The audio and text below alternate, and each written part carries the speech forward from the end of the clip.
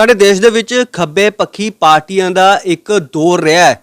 ਨਾ ਸਿਰਫ ਖੱਬੇ ਪੱਖੀ ਪਾਰਟੀਆਂ ਦਾ ਸੱਤਾ ਧਿਰ ਨੂੰ ਡਰ ਹੁੰਦਾ ਸੀਗਾ, ਸਗੋਂ ਉਹ ਸਮੇਂ ਸਿਰ ਤੇ ਸਰਕਾਰਾਂ ਵੀ ਬਣਾਉਂਦੀਆਂ ਰਹੀਆਂ ਨੇ। ਜੇਕਰ ਪੰਜਾਬ ਦੀ ਗੱਲ ਕੀਤੀ ਜਾਵੇ ਤਾਂ 3 ਦਹਾਕਿਆਂ ਪਹਿਲਾਂ ਖੱਬੇ ਪੱਖੀ ਪਾਰਟੀਆਂ ਦਾ ਇੱਕ ਚੰਗਾ ਰਾਜ ਰਿਹਾ ਹੈ, ਜਿੱਤਦੇ ਰਹੇ ਨੇ, ਸਰਕਾਰਾਂ ਬਣਾਉਂਦੇ ਰਹੇ ਨੇ। ਪਰ ਜੇਕਰ ਮੌਜੂਦਾ ਹਾਲਾਤਾਂ ਦੀ ਗੱਲ ਕੀਤੀ ਜਾਵੇ ਤਾਂ 543 ਚੋਂ ਮਹਿਜ਼ 3 MP, 245 ਰਾਜ ਸਭਾ ਸੀਟਾਂ ਵਿੱਚੋਂ ਸਿਰਫ 2 ਰਾਜ ਸਭਾ ਮੈਂਬਰ। ਸੋ ਅੱਜ ਅਸੀਂ ਗੱਲਬਾਤ ਕਰਾਂਗੇ ਕਿ ਆਖਰਕਾਰ ਇਹ ਅਸਰ ਕਿਉਂ ਘਟਿਆ, ਇਸ ਦੇ ਪਿੱਛੇ ਕਾਰਨ ਕੀ ਸੀ ਤੇ ਇਸ ਦਾ ਨੁਕਸਾਨ ਕੀ ਹੈ ਆਉਣ ਵਾਲੀ ਪੀੜ੍ਹੀ ਲਈ। ਸੋ ਸਾਡੇ ਨਾਲ ਪ੍ਰੋਫੈਸਰ ਸਾਹਿਬ ਨੇ ਗੱਲਬਾਤ ਕਰ ਲੈਂਦੇ ਆ। ਸਰ, ਇਹ ਤੁਹਾਨੂੰ ਲੱਗਦਾ ਕਿ ਇੱਕ ਚਿੰਤਾ ਦਾ ਵਿਸ਼ਾ ਜ਼ਰੂਰ ਹੈਗਾ, ਕਿਉਂਕਿ ਕਿਸੇ ਟਾਈਮ ਸੀਗਾ ਕਿ ਤੁਹਾਡੀਆਂ ਸਰਕਾਰਾਂ ਬਣਦੀ ਸੀਗੀਆਂ, ਤੁਹਾਡੇ MP ਵੀ ਜਿੱਤਦੇ ਸੀਗੇ, ਪਰ ਹੁਣ ਹੌਲੀ ਹੌਲੀ ਇਹ ਘਟੀ ਗਿਆ ਸਿਸਟਮ। ਸੋ ਲੱਗਦਾ ਕਿ ਇੱਕ ਜਿਹੜਾ ਵਿਰੋਧੀ ਧਿਰ ਨੂੰ ਵੀ ਮਜ਼ਬੂਤ ਹੋਣ ਦੀ ਬੜੀ ਲੋੜ ਹੈ, ਕਿਉਂਕਿ ਸੱਤਾ ਧਿਰ ਨੂੰ ਫਿਰ ਉਸ ਚੀਜ਼ ਦਾ ਡਰ ਵੀ ਰਹਿੰਦਾ ਹੈ ਤੇ ਫਿਰ ਕੰਮ ਤੇ ਵੀ ਜਿਹੜੀ ਹੈ ਕਿਤੇ ਨਾ ਕਿਤੇ ਨਜ਼ਰਸਾਨੀ ਹੁੰਦੀ ਹੈ। ਗੱਲ ਤੁਹਾਡੀ ਠੀਕ ਹੈ, ਬਹੁਤ ਵਾਜਬ ਹੈ ਵੀ ਵਿਰੋਧੀ ਧਿਰ ਦਾ ਤਕੜੇ ਹੋਣਾ ਇੱਕ ਵੱਖਰਾ ਇਸ਼ੂ ਹੈਗਾ। ਵਿਰੋਧੀ ਚਾਹੇ ਖੱਬੇ ਪੱਖੀ ਹੋਵੇ ਚਾਹੇ ਦੂਜੀਆਂ ਹੋਣ, ਉਹ ਵੀ ਵੀਕ ਹੈ ਐਜੇ ਹੁਣ ਦੇ ਸਮੇਂ 'ਚ। ਖੱਬੀ ਧਿਰ ਦਾ ਮਜ਼ਬੂਤ ਹੋਣਾ ਇੱਕ ਵੱਖਰਾ ਵਿਸ਼ਾ ਹੈਗਾ। ਜਿੱਥੋਂ ਤੱਕ ਪਹਿਲਾਂ ਪੁਰਾਣਾ ਸਮੇਂ ਦੀ ਗੱਲ ਹੈ, ਪੁਰਾਣੇ ਦੀ ਖੱਬੀਆਂ ਪਾਰਟੀਆਂ ਦਾ ਜਿਹੜਾ ਹੈਗਾ, ਪੱਛਮੀ ਬੰਗਾਲ, ਕੇਰਲਾ ਅਤੇ ਤ੍ਰਿਪੁਰਾ ਦੇ ਵਿੱਚ ਸਰਕਾਰਾਂ ਰਹੀਆਂ ਨੇ ਅਤੇ ਕੇਰਲਾ ਦੇ ਵਿੱਚ ਹੁਣ ਵੀ ਸਰਕਾਰ ਹੈਗੀ ਹੈ। ਜਿਵੇਂ ਤੁਸੀਂ ਕਿਹਾ, ਸ਼ਾਇਦ MLA ਦੀ ਗਿਣਤੀ ਤੁਹਾਡੀ ਪੂਰੀ ਸਹੀ ਨਾ ਹੋਵੇ, ਉਹਦੇ 'ਚ ਉਹਨਾਂ ਨੇ ਕੇਰਲਾ ਦੇ ਵਿੱਚ ਹੁਣ ਵੀ ਸਰਕਾਰ ਹੈ ਅਤੇ ਤਾਮਿਲਨਾਡੂ ਦੇ ਵਿੱਚ ਉੱਦਾਂ ਉਹ ਭਾਈਵਾਲ ਨੇ ਸਰਕਾਰ ਦੇ ਨਾਲ, ਅਤੇ ਇੱਥੇ ਵੀ ਉਹ ਸਪੋਰਟ ਕਰ ਰਹੇ ਆ। ਬਿਹਾਰ ਦੇ ਵਿੱਚ ਵੀ ਸਪੋਰਟ ਕਰਦੇ ਆ ਉਹ। ਅਤੇ ਬੰਗਾਲ ਦੇ ਵਿੱਚ ਇਸ ਟਾਈਮ ਬਹੁਤ ਨਿਰਾਸ਼ਾਜਨਕ ਸਥਿਤੀ ਹੈ, ਨਾ ਕੋਈ MP ਹੈ ਉੱਥੋਂ, ਨਾ ਕੋਈ MLA ਹੈ। ਅਤੇ ਪੰਜਾਬ ਦੇ ਵਿੱਚ ਵੀ ਕਾਫੀ ਪ੍ਰਭਾਵ ਰਹੇਗਾ ਖੱਬੇ ਪੱਖੀਆਂ ਦਾ। MP ਵੀ ਬਣਦੇ ਰਹੇ ਹੈ, MLA ਵੀ ਬਣਦੇ ਰਹੇ ਹੈ। ਇੱਕ ਪੈਮਾਨਾ ਖੱਬਿਆਂ ਦੀ ਤਾਕਤ ਨੂੰ ਮਿਲਣ ਦਾ ਉਹਨਾਂ ਦੀ ਪਾਰਲੀਮੈਂਟਰੀ ਸਟਰੈਂਥ ਹੈ, ਵੀ ਉਹਨਾਂ ਦੇ MLA ਕਿੰਨੇ ਹੈ, MP ਕਿੰਨੇ ਹੈ, ਇਹ ਇੱਕ ਪੈਮਾਨਾ ਹੈ। ਪਰ ਜਿਹੜਾ ਖੱਬੇ ਪੱਖੀਆਂ ਦੀ ਜਿਹੜੀ ਵਿਚਾਰਧਾਰਾ, ਜਿਹਨੂੰ ਅਸੀਂ ਮਾਰਕਸਵਾਦ ਕਹਿੰਦੇ ਹਾਂ, ਮਾਰਕਸਵਾਦ ਅਨੁਸਾਰ ਖੱਬੇ ਪੱਖੀ 3 ਤਰ੍ਹਾਂ ਦੇ ਸੰਘਰਸ਼ ਕਰਦੇ ਹੈ, 3 ਤਰ੍ਹਾਂ ਦੇ ਘੋਲ ਲੜਦੇ ਹੈ। ਇੱਕ ਘੋਲ ਹੁੰਦਾ ਹੈ ਆਰਥਿਕ ਘੋਲ, ਕਿਉਂਕਿ ਆਰਥਿਕ ਘੋਲ ਤੋਂ ਬਿਨਾਂ ਲੋਕਾਂ ਨੂੰ ਜੋੜਿਆ ਨਹੀਂ ਜਾ ਸਕਦਾ, ਉਹਨਾਂ ਨੂੰ ਸੰਗਠਿਤ ਨਹੀਂ ਕੀਤਾ ਜਾ ਸਕਦਾ। ਉਹ ਪਹਿਲਾ ਹਿੱਸਾ ਹੈ। ਅਤੇ ਉਹ ਜੇ ਅਸੀਂ ਦੇਸ਼ ਭਰ ਦੇ ਵਿੱਚ ਦੇਖੀਏ, ਉਹ ਬਹੁਤਾ ਕੰਮ ਹੁਣ ਵੀ ਖੱਬੇ ਪੱਖੀ ਹੀ ਕਰਦੇ ਹੈ, ਜਿਹੜਾ ਆਰਥਿਕ ਘੋਲਾਂ ਦਾ ਕੰਮ ਹੈ। ਚਾਹੇ ਉਹ ਅੱਡ ਅੱਡ ਮੁਲਾਜ਼ਮ ਜਥੇਬੰਦੀਆਂ ਦਾ ਕੰਮ ਹੋਵੇ, ਕਿਸਾਨਾਂ ਦਾ ਹੋਵੇ, ਮਜ਼ਦੂਰਾਂ ਦਾ ਹੋਵੇ, ਡਟੇ ਰਹਿੰਦੇ ਆ, ਉਹ ਲੜਦੇ ਰਹਿੰਦੇ ਹੈਗੇ। ਇਹ ਇੱਕ ਚੰਗੀ ਗੱਲ ਹੈ। ਅਤੇ ਇਹਦੇ 'ਚ ਆਪਾਂ ਦੇਖਦੇ ਹਾਂ ਵੀ ਕਿਸਾਨ ਘੋਲ ਬਹੁਤ ਵੱਡਾ ਘੋਲ ਸੀ। ਉਹਨੂੰ ਜੇ ਕੋਈ ਬੰਦਾ ਇਹ ਕਹੇ ਵੀ ਉਹ ਖੱਬਿਆਂ ਦਾ ਹੀ ਘੋਲ ਸੀ ਤਾਂ ਗਲਤ ਹੋਊਗਾ, ਉਹ ਤੌਹੀਨ ਹੋਊਗੀ ਐਡੇ ਵੱਡੇ ਲੋਕਾਂ ਦੀ। ਪਰ ਉਹਦੇ 'ਚ ਖੱਬੇ ਪੱਖੀਆਂ ਦਾ ਰੋਲ ਅਹਿਮ ਸੀਗਾ। ਇਹ ਗੱਲ ਦੀ ਤਾਂ ਤਸਲੀਮ ਸਾਨੂੰ ਕਰਨੀ ਚਾਹੀਦੀ ਹੈ, ਜਿਹੜਾ ਐਡਾ ਵੱਡਾ ਘੋਲ ਚੱਲਿਆ। ਕੱਲ੍ਹ ਹੀ ਅਜੇ ਆਪਾਂ ਜੇ ਦੇਖੀਏ ਤਾਂ ਮਹੀਨਾ ਕੁ ਪਹਿਲਾਂ ਮਹਾਰਾਸ਼ਟਰ ਦੇ ਵਿੱਚ ਉੱਥੋਂ ਦੀਆਂ ਕਿਸਾਨ ਜਥੇਬੰਦੀਆਂ ਨੇ ਇੱਕ ਵੱਡਾ ਲੌਂਗ ਮਾਰਚ ਕੀਤਾ ਸੀ। ਸਰਕਾਰ ਨੇ ਉਹਨਾਂ ਦੀਆਂ ਮੰਗਾਂ ਮੰਨ ਲਈਆਂ ਸੀ ਅਤੇ ਉਹਨਾਂ ਨੇ ਘੋਲ ਵਿਚਾਲੋਂ ਵਾਪਸ ਲੈ ਲਿਆ ਸੀਗਾ। ਹਜ਼ਾਰਾਂ ਕਿਸਾਨ ਲਾਲ ਝੰਡੇ ਲੈ ਕੇ ਕੱਲ੍ਹ ਫੇਰ ਉਹ ਨਿਕਲੇ ਸੀਗੇ, ਹਜ਼ਾਰਾਂ ਕਿਸਾਨ। ਉਹਨਾਂ ਨੂੰ ਲੱਗਦਾ ਸੀ ਮਹੀਨੇ ਬਾਅਦ ਦੁਬਾਰਾ ਇੰਨੇ ਲੋਕ ਨਹੀਂ ਆਉਣੇ, ਪਰ ਉਹ ਆ ਗਏ। ਜਿਹੜੀ ਜਥੇਬੰਦ ਕਰਨ ਦਾ, ਜਿਹੜੇ ਆਰਥਿਕ ਘੋਲਾਂ ਦੇ ਉੱਤੇ ਜਥੇਬੰਦ ਕਰਨ ਦਾ ਹੈ, ਉਹ ਹਾਲੇ ਵੀ ਖੱਬੇ ਪੱਖੀਆਂ ਦੀ ਸਾਰੇ ਦੇਸ਼ ਦੇ ਵਿੱਚ ਕਿਤੇ ਵੱਧ ਕਿਤੇ ਘੱਟ ਝੰਡੀ ਹੈ। ਦੂਜਾ ਜਿਹੜਾ ਪਾਰਟ ਹੈ ਸਾਡਾ, ਉਹ ਹੈਗਾ ਰਾਜਨੀਤਿਕ ਵਿਚਾਰ, ਰਾਜਨੀਤਿਕ ਘੋਲ। ਸਾਡੀ ਜਿਹੜੀ ਸਭ ਤੋਂ ਵੱਡੀ ਕਮਜ਼ੋਰੀ ਹੈ ਵੀ ਅਸੀਂ ਆਰਥਿਕ ਘੋਲ ਲੜਦੇ ਹਾਂ, ਪਰ ਜਿਹੜੇ ਲੋਕਾਂ ਨੂੰ ਅਸੀਂ ਆਰਥਿਕ ਘੋਲਾਂ ਦੇ ਵਿੱਚ ਸ਼ਾਮਲ ਕਰਵਾਉਂਦੇ ਹਾਂ, ਉਹਨਾਂ ਨੂੰ ਰਾਜਨੀਤਿਕ ਤੌਰ 'ਤੇ ਓਨਾ ਸੁਚੇਤ ਕਰਦੇ ਨਹੀਂ। ਉਹਦੇ ਉੱਤੇ ਸਾਡਾ ਧਿਆਨ ਘੱਟ ਹੈ ਜਾਂ ਨਾ ਹੋਣ ਦੇ ਬਰਾਬਰ ਹੈ, ਜਿਹਦੇ ਕਰਕੇ ਉਹ ਰਾਜਨੀਤਿਕ ਰਿਜ਼ਲਟ ਸਾਡੇ ਨਹੀਂ ਆਉਂਦੇ। ਜਦੋਂ ਅਸੀਂ ਕਰਦੇ ਰਹੇ ਹਾਂ, ਸਾਡੇ ਰਿਜ਼ਲਟ ਆਉਂਦੇ ਰਹੇ। ਤੀਜਾ ਪਾਰਟ ਸਾਡਾ ਹੈਗਾ, ਉਹਨੂੰ ਅਸੀਂ ਵਿਚਾਰਧਾਰਕ ਘੋਲ ਕਹਿੰਦੇ ਹਾਂ, ਵੀ ਸਾਡੀ ਜਿਹੜੀ ਖੱਬੇ ਪੱਖੀਆਂ ਦੀ ਵਿਚਾਰਧਾਰਾ ਹੈ, ਉਹ ਵਿਚਾਰਧਾਰਾ ਡੂੰਘੀ ਤਰ੍ਹਾਂ ਨਾਲ ਲੋਕਾਂ 'ਚ ਅਸੀਂ ਨਹੀਂ ਲਿਜਾ ਰਹੇ। ਬੜੇ ਲੋਕ ਗੱਲ ਕਰਦੇ ਆ, ਜਦੋਂ ਆਹ BJP ਦੀ ਸਰਕਾਰ ਦੀ ਗੱਲ ਆਉਂਦੀ ਹੈ, 1925 ਚ ਆਰਐਸਐਸ ਬਣੀ ਹੈ, 100 ਸਾਲ ਹੋਣ ਵਾਲਾ ਹੋ ਗਿਆ। ਤੇ ਉਹਨਾਂ ਨੇ ਦੇਸ਼ ਦੀ ਆਜ਼ਾਦੀ 'ਚ ਕੋਈ ਘੋਲ ਨਹੀਂ ਲੜਿਆ। ਉਹਨਾਂ ਨੇ ਦੇਸ਼ ਦੀ ਆਜ਼ਾਦੀ ਤੋਂ ਬਾਅਦ ਕੋਈ ਘੋਲ ਨਹੀਂ ਕਿਸੇ ਲੋਕਾਂ ਦਾ ਲੜਿਆ, ਕੋਈ ਲੜਾਈ ਨਹੀਂ ਲੋਕਾਂ ਵਾਸਤੇ ਲੜੀ।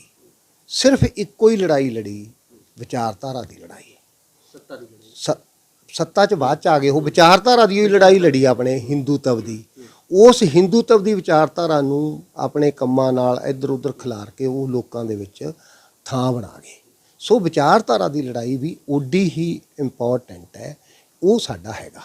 ਤੇ ਅਸੀਂ ਇਹਦੇ ਵਿੱਚ ਕੋਸ਼ਿਸ਼ ਕਰ ਰਹੇ ਹਾਂ ਹੁਣ ਵੀ ਵੱਡੀ ਪੱਧਰ ਦੇ ਉੱਤੇ ਵੀ ਇਹਨਾਂ ਦੋ ਫਰੰਟਾਂ ਦੇ ਉੱਤੇ ਵੀ ਉਨਾ ਹੀ ਜ਼ੋਰ ਦਿੱਤਾ ਜਾਵੇ ਜਿੰਨਾ ਜ਼ੋਰ ਆਰਥਿਕ ਘੋਲਾਂ ਦੇ ਉੱਤੇ ਹੈ, ਤਾਂ ਕਿ ਸਾਡੀ ਇਹ ਜਿਹੜੀ ਖੜੋਤ ਹੈ ਇਹਨੂੰ ਤੋੜਿਆ ਜਾ ਸਕੇ ਤੇ ਨਵੇਂ ਏਰੀਏ ਦੇ ਵਿੱਚ ਖੱਬੀ ਧਿਰ ਦਾ ਦਬਦਬਾ ਬਣਾਇਆ ਜਾ ਸਕੇ।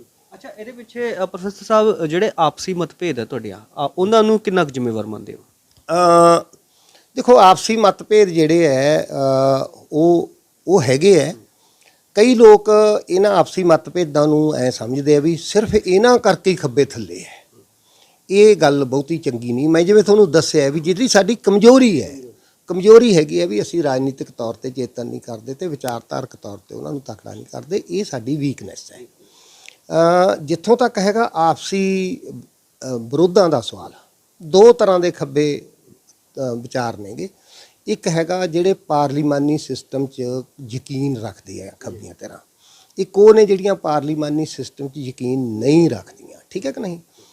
ਤੇ ਕਲੇਮ ਸਾਰਿਆਂ ਦਾ ਇਹੀ ਹੈ ਵੀ ਅਸੀਂ ਮਤਲਬ ਅਸੀਂ ਮਾਰਕਸਵਾਦ ਨੂੰ ਮੰਨਦੇ ਹਾਂ, ਮਾਰਕਸਵਾਦ ਲੈਨਿਨਵਾਦ ਨੂੰ ਮੰਨਦੇ ਹਾਂ।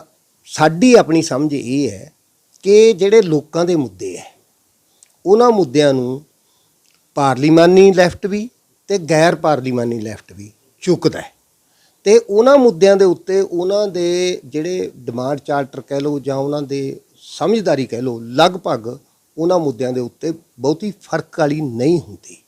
ਉਹ ਸਾਡਾ ਮੀਟਿੰਗ ਗਰਾਊਂਡ ਹੈ। ਚਾਹੇ ਅਸੀਂ ਰਾਜਨੀਤਿਕ ਤੌਰ ਤੇ ਬਹੁਤ ਜ਼ਿਆਦਾ, ਉਹ ਕਹਿੰਦੇ ਹੁਣ ਵੀ ਇਲੈਕਸ਼ਨਾਂ ਦਾ ਕੋਈ ਫਾਇਦਾ ਨਹੀਂ, ਅਸੀਂ ਕਹਿੰਦੇ ਹੋਈ ਇਲੈਕਸ਼ਨਾਂ ਦਾ ਮੈਂ ਇਹ ਤਾਂ ਨਹੀਂ ਕਹਿੰਦਾ ਬਹੁਤ ਫਾਇਦਾ ਹੈ, ਪਰ ਇਲੈਕਸ਼ਨ ਵੀ ਇੱਕ ਘੋਲ ਦਾ ਤਰੀਕਾ ਹੈਗਾ।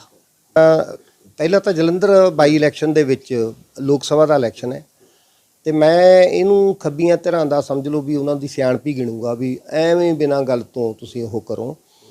ਉਹਦੇ 'ਚ ਕੋਈ ਬਹੁਤਾ ਜ਼ਿਆਦਾ ਐਟ ਸਟੇਕ ਹੈ ਨਹੀਂ ਸੀਗਾ ਵੀ ਅਸੀਂ ਇੰਨੇ 9 ਅਸੈਂਬਲੀ ਹਲਕਿਆਂ ਦੇ ਵਿੱਚ ਉਹ ਜਾਵਾਂਗੇ ਤੇ ਉਹ ਕਰਾਂਗੇ ਤੇ ਉਹ ਠੀਕ ਹੈ। ਉਹ ਮੈਂ ਉਹਦੇ 'ਚ ਨਹੀਂ ਹੈਗੇ ਅਸੀਂ ਫਰੇ 'ਚ, ਕੋਈ ਗੱਲ ਨਹੀਂ ਗੀ, ਇਹ ਮੈਨੂੰ ਇਹਦੇ 'ਤੇ ਕੋਈ ਦੁੱਖ ਵਾਲੀ ਗੱਲ ਨਹੀਂ ਗੀ। ਪੰਜਾਬ ਦੀ ਅਸੈਂਬਲੀ ਦੇ ਵਿੱਚ ਜਿਹੜੀ ਇੱਕ ਵੱਡੀ ਗੱਲ ਹੈ ਸਾਡੀ ਜਿਹੜੀ ਕਮਜ਼ੋਰੀ ਰਹੀ, ਬਿਨਾਂ ਸ਼ੱਕ ਜਿਹੜੀ ਆਮ ਆਦਮੀ ਪਾਰਟੀ ਸਰਕਾਰ ਬਣਾ ਗਈ, ਇਹਦਾ ਕਿਸਾਨ ਘੋਲ ਦੇ ਵਿੱਚ ਉੱਪਰੋਂ ਦੇਸ਼ ਦਾ ਕੋਈ ਰੋਲ ਨਹੀਂ ਗਾ। ਉਹਨਾਂ ਦੀ ਕੋਈ ਕਿਸਾਨ ਜਥੇਬੰਦੀ ਨਹੀਂ, ਉਹਨਾਂ ਦੀ ਕੋਈ ਮਜ਼ਦੂਰ ਜਥੇਬੰਦੀ ਨਹੀਂ ਜਿਹੜੀ ਲੜੀ ਹੋਵੇ। ਜਿਹੜਾ ਪੰਜਾਬ ਦੇ ਵਿੱਚ ਟੋਟਲ ਪ੍ਰਚਾਰ ਹੋਇਆ ਕਿਸਾਨਾਂ ਦੇ ਮੋਰਚੇ ਵੱਲੋਂ ਵੀ, ਉਹ ਸਾਰੇ ਦਾ ਸਾਰਾ ਪਹਿਲੀਆਂ ਦੋ ਜਿਹੜੀਆਂ ਧਿਰਾਂ ਨੇ ਕਾਂਗਰਸ ਤੇ ਅਕਾਲੀ, ਉਹਨਾਂ ਦੇ ਵਿਰੁੱਧ ਹੋਇਆ।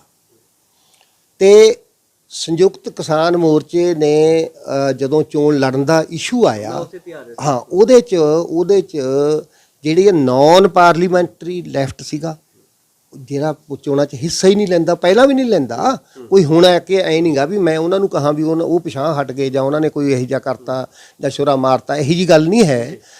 ਉਹਨਾਂ ਦੀ ਆਪਦੀ ਸਮਝਦਾਰੀ ਹੈ ਪਹਿਲਾਂ ਤੋਂ ਹੀ ਵੀ ਅਸੀਂ ਚੋਣਾਂ 'ਚ ਹਿੱਸਾ ਨਹੀਂ ਲੈਣਾ। ਉਹਨਾਂ ਨੇ ਨਹੀਂ ਲੈਣਾ, ਜਿਨ੍ਹਾਂ ਨੇ ਲੈਣਾ ਸੀਗਾ ਉਹਨਾਂ ਨੇ ਲੈਣ ਦਾ ਫੈਸਲਾ ਕੀਤਾ, ਸੰਯੁਕਤ ਸਮਾਜ ਮੋਰਚਾ ਬਣਾ ਲਿਆ। ਅਨਫਾਰਚੂਨੇਟਲੀ ਜਿਨ੍ਹਾਂ ਨੇ ਨਹੀਂ ਸੀ ਹਿੱਸਾ ਲੈਣਾ, ਉਹ ਉਹਨਾਂ ਦੇ ਖਿਲਾਫ ਓਪਨਲੀ ਬੋਲਣ ਲੱਗ ਗਏ। ਉਹਨਾਂ ਨੂੰ ਬੋਲਣਾ ਨਹੀਂ ਸੀ ਚਾਹੀਦਾ ਤਾਂ ਕਿ ਇਹ ਇੱਕ ਬਦਲ ਵਜੋਂ ਪੇਸ਼ ਹੁੰਦਾ। ਜੇ ਬਦਲ ਵਜੋਂ ਪੇਸ਼ ਹੋ ਜਾਂਦਾ ਤਾਂ ਰਿਜ਼ਲਟ ਹੋਰ ਹੋਣੇ ਸੀ। ਕਿਉਂਕਿ ਇਹ ਬਦਲ ਵਜੋਂ ਪੇਸ਼ ਨਹੀਂ ਹੋ ਸਕਿਆ, ਜਾਂ ਜਿਸ ਤਰ੍ਹਾਂ ਦੀ ਫੰਕਸ਼ਨਿੰਗ ਸੰਯੁਕਤ ਕਿਸਾਨ ਮੋਰਚੇ ਦੀ ਦਿੱਲੀ ਦੇ ਵਿੱਚ ਰਹੀ ਹੈ, ਡੈਮੋਕ੍ਰੈਟਿਕ ਫੰਕਸ਼ਨ, ਹਰ ਫੈਸਲਾ ਸਲਾਹ ਨਾਲ ਕਰਨਾ ਹੈ ਤੇ ਪੂਰਾ ਨਿੱਠ ਕੇ ਉਹਦੇ ਤੇ ਵਿਚਾਰ ਕਰਨਾ ਹੈ, ਉਹ ਸੰਯੁਕਤ ਸਮਾਜ ਮੋਰਚੇ ਦੇ ਵੇਲੇ ਕੈਂਡੀਡੇਟਾਂ ਤੋਂ ਡਿਸਾਈਡ ਕਰਨ ਤੋਂ ਲੈ ਕੇ ਬਾਕੀ ਸਮੇਂ ਤੱਕ ਬਿਲਕੁਲ ਹੀ ਗਾਇਬ ਹੋ ਗਿਆ, ਜਿਹਦੇ ਕਰਕੇ ਉਹਦੀ ਫੰਕਸ਼ਨਿੰਗ ਹੀ ਨਹੀਂ ਹੋ ਸਕੀ। ਕੁਝ ਖਬਰੀ ਸਵਾਲ ਆਪਾਂ ਇੱਥੇ ਖਤਮ ਕਰਾਂਗੇ ਗੱਲ, ਕਿਉਂਕਿ ਬਹੁਤ ਵੱਡੀ ਗੱਲ ਹੈ, ਬਹੁਤ ਲੰਬੀ ਹੋ ਜੂਗੀ ਗੱਲ। ਮੈਨੂੰ ਇਹ ਲੱਗਦਾ ਹੈ ਕਿ ਜਿਹੜੀ ਜਨਰੇਸ਼ਨ ਹੈਗੀ ਹੈ, ਜਿਹੜੀ ਅਜੋਕੀ ਪੀੜ੍ਹੀ ਹੈਗੀ ਹੈ, ਨੌਜਵਾਨ ਪੀੜ੍ਹੀ ਹੈਗੀ ਹੈ, ਜਦੋਂ ਅਸੀਂ ਕਾਮਰੇਡਾਂ ਦੀ ਗੱਲ ਕਰਦੇ ਸੀ, ਪੁਰਾਣੇ ਕਾਮਰੇਡ ਤਾਂ ਬਹੁਤ ਦੇਖਦੇ ਹਾਂ ਵੀ ਜਿਹੜੇ ਹੁਣ ਵੀ ਘੋਲ ਲੜਦੇ ਨੇ, ਭਾਵੇਂ ਉਹ ਧਰਨੇ ਹੋਣ ਮੁਜ਼ਾਹਰੇ ਹੋਣ ਉਹਨਾਂ 'ਚ ਹਿੱਸਾ ਲੈਂਦੇ ਨੇ, ਪਰ ਜਿਹੜੀ ਨੌਜਵਾਨ ਪੀੜ੍ਹੀ ਹੈ ਉਹ ਇਸ ਜਿਹੜੀ ਸੋਚ ਤੋਂ ਟੁੱਟੀ ਹੈ। ਉਹ ਲੱਗਦਾ ਕਿ ਉਹ ਸੋਚ ਨੂੰ ਉਹਨਾਂ ਨੂੰ ਜੋੜਨ ਲਈ ਇੱਕ ਤੁਹਾਡੇ ਲਈ ਕਿਤੇ ਨਾ ਕਿਤੇ ਉਹ ਜ਼ਰੂਰ ਕਮੀ ਰਹੀ ਹੈ ਵੀ ਜਿਸ ਕਰਕੇ ਇਹ ਨੁਕਸਾਨ ਝੱਲਣਾ ਪਿਆ। ਦੇਖੋ ਜਿਹੜੀ ਅਸਲ 'ਚ 80ਵੇਂ ਦੌਰ ਦੇ ਵਿੱਚ ਜਿਹੜਾ ਪੰਜਾਬ ਦੇ ਵਿੱਚ ਹਨੇਰੀ ਚੱਲੀ ਕਾਲੀ, ਉਹਦੇ ਵਿੱਚ ਜਿਹੜੀਆਂ ਖੱਬੇ ਪੱਖੀ ਜਥੇਬੰਦੀਆਂ ਨੇ ਉਹ ਆਪਣੇ ਸਕੂਲਾਂ ਕਾਲਜਾਂ ਯੂਨੀਵਰਸਿਟੀਆਂ ਤੋਂ ਤਕਰੀਬਨ ਗੈਰ ਹਾਜ਼ਰ ਹੋ ਗਈਆਂ। ਟੈਰਰ ਹੋ ਗਿਆ ਬਹੁਤ ਬੜਾ, ਅਤੇ ਲੋਕਾਂ ਦਾ ਰੁਝਾਨ ਬੱਚਿਆਂ ਦਾ ਨੌਜਵਾਨਾਂ ਦਾ ਉਧਰਲੇ ਪਾਸੇ ਚਲਾ ਗਿਆ। ਅਤੇ ਉਦੋਂ ਬਾਅਦ ਜਦੋਂ ਦੁਬਾਰਾ ਥੋੜ੍ਹੀ ਨੋਰਮਲ ਹੋਈ ਸਥਿਤੀ, ਅਤੇ ਉਦੋਂ ਨੂੰ ਲੋਕਾਂ ਦੇ ਮੁੱਦੇ ਅਸੀਂ ਜਿਹੜੇ ਨਵੇਂ ਉੱਭਰ ਕੇ ਆ ਗਏ, ਨਵੀਆਂ ਡਿਵੈਲਪਮੈਂਟਸ ਆ ਗਈਆਂ, ਟੈਕਨੋਲੋਜੀ ਆ ਗਈ, ਉਹਦੇ ਹਿਸਾਬ ਨਾਲ ਬੱਚਿਆਂ ਦੀ ਅਸੀਂ ਉਹਦੇ ਹਿਸਾਬ ਨਾਲ ਹਾਲੇ ਉੱਦਾਂ ਲੋਕਾਂ ਦੇ ਸਾਹਮਣੇ ਪ੍ਰੋਜੈਕਟ ਨਹੀਂ ਕਰ ਸਕੇ, ਨੌਜਵਾਨਾਂ ਦੇ ਸਾਹਮਣੇ। ਇਹ ਸਾਡੀ ਵੀਕਨੈਸ ਹੈ। ਪਰ ਹੁਣ ਤੁਸੀਂ ਦੇਖੋਗੇ ਵੀ ਪੰਜਾਬੀ ਯੂਨੀਵਰਸਿਟੀ ਪਟਿਆਲੇ ਦੇ ਵਿੱਚ 8 ਸਟੂਡੈਂਟ ਜਥੇਬੰਦੀਆਂ ਇਹ ਬਜਟ ਲੈਣ ਲਈ ਲੜਾਈ ਲੜਦੀਆਂ ਰਹੀਆਂ ਨੇ, ਅਤੇ ਉਹਨਾਂ ਨੇ ਮੋਰਚਾ ਫਤਿਹ ਕੀਤਾ ਹੈ। ਉਹਨਾਂ ਨੇ ਸਿਰਫ ਯੂਨੀਵਰਸਿਟੀ ਕੈਂਪਸ ਹੀ ਨਹੀਂ, ਯੂਨੀਵਰਸਿਟੀ ਨਾਲ ਸੰਬੰਧਿਤ ਕਾਲਜਾਂ ਦੇ ਵਿੱਚ ਵੀ ਉਹਨਾਂ ਨੂੰ ਵਧਾਇਆ ਹੈਗਾ। ਬਹੁਤ ਸਾਰੀਆਂ ਥਾਵਾਂ 'ਤੇ ਨੌਜਵਾਨ ਸਭਾਵਾਂ ਬਣਾ ਕੇ ਗਾਹਾਂ ਅੱਗੇ ਆ ਰਹੇ ਹੈ। ਇਹ ਠੀਕ ਹੈ ਵੀ ਹਾਲੇ ਉੱਡੀ ਵੱਡੀ ਗਿਣਤੀ ਨਹੀਂ, ਪਰ ਇੱਕ ਦਿਸ਼ਾ ਜ਼ਰੂਰ ਫੜੀ ਹੈ। ਨੌਜਵਾਨ ਇਸ ਰਾਹ ਦੇ ਉੱਤੇ ਆਉਣ ਲੱਗੇ ਹੈ, ਅਤੇ ਮੈਨੂੰ ਪੂਰਨ ਉਮੀਦ ਹੈ ਕਿ ਵੀ ਆਉਣ ਵਾਲਾ ਸਮਾਂ ਨੌਜਵਾਨ ਜਿਹੜੇ ਹੈ ਇਸ ਵਿਚਾਰਧਾਰਾ ਦਾ ਪੱਲਾ ਫੜਨਗੇ, ਅਤੇ ਇੱਥੇ ਜਿਹੜਾ ਬਾਬੇ ਨਾਨਕ ਦਾ ਸਾਂਝੀਵਾਲਤਾ ਦਾ ਸਮਾਜ ਹੈ ਉਹਨੂੰ ਸਿਰਜਣ ਦੇ ਵਿੱਚ, ਗੁਰੂ ਗੋਬਿੰਦ ਸਿੰਘ ਜੀ ਦਾ ਜਿਹੜਾ ਸਾਂਝੀਵਾਲਤਾ ਦਾ ਸਮਾਜ ਹੈ ਉਹਨੂੰ ਸਿਰਜਣ ਦੇ ਵਿੱਚ, ਅਤੇ ਜਿਹੜਾ ਕਾਰਲ ਮਾਰਕਸ ਨੇ ਕਿਹਾ ਵੀ ਸਾਰੇ ਲੁਟੇਰੇ ਖਤਮ ਕਰਕੇ ਇੱਥੇ ਲੋਕਾਂ ਕਿਰਤੀਆਂ ਦਾ ਰਾਜ ਸਿਰਜਣ ਦਾ, ਉਧਰ ਨੂੰ ਤੁਰਨਗੇ। ਸੋ ਇਹ ਸਨ ਸਾਡੇ ਨਾਲ ਪ੍ਰੋਫੈਸਰ ਜੈਪਾਲ ਸਿੰਘ ਜੀ। ਸੋ ਬੜੀਆਂ ਗੱਲਾਂ ਉਹਨਾਂ ਨੇ ਦੱਸੀਆਂ ਹੈਗੀਆਂ ਕਿ ਖੱਬੇ ਪੱਖੀ ਪਾਰਟੀਆਂ ਸੰਬੰਧੀ, ਨਾਲ ਹੀ ਉਹਨਾਂ ਨੇ ਗੱਲਬਾਤ ਦੱਸੀ ਕਿ ਨੌਜਵਾਨਾਂ ਨੂੰ ਵੀ ਵੱਧ ਤੋਂ ਵੱਧ ਨਾਲ ਜੋੜਿਆ ਜਾ ਰਿਹਾ ਹੈ।